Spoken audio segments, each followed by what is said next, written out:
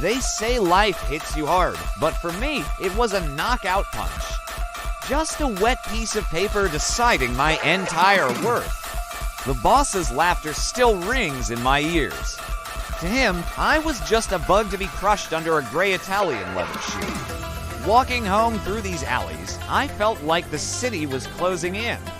No money, no future, just the cold brick walls. I collapsed. My body finally gave up. I was ready for it all to just ... stop. But the universe had a different plan. Then the static began, not just on the screen, but in my head.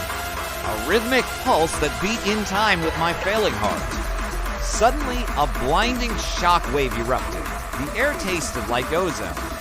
My vision turned into a sea of burning digital white. Error. Host at 0% vitality. Secret system awakening. Those words weren't heard, they were burned into my mind. It felt like liquid lightning was being poured into my veins. I screamed, but the sound was drowned out by the data screen. The first quest popped up. Survive the abyss. I didn't know what it meant, but for the first time, I felt powerful. My eyes snapped open. I wasn't just Leo anymore.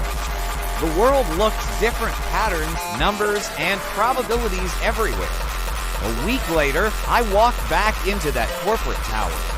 But this time, I wasn't there to beg for my job. I stepped into the boardroom. Silence followed me like a shadow. They looked at me like they were seeing a ghost.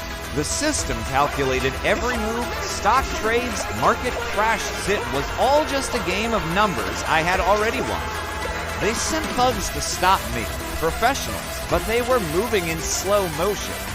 I could see their every mistake before they made it. One strike, that was all it took. The system boosted my strength, turning despair into pure, calculated force. I moved into the penthouse. The walls didn't just show the city. They reflected the streams of data that now controlled it. Then came the final confrontation. The elevator ride up felt like an ascent to a throne. He was waiting.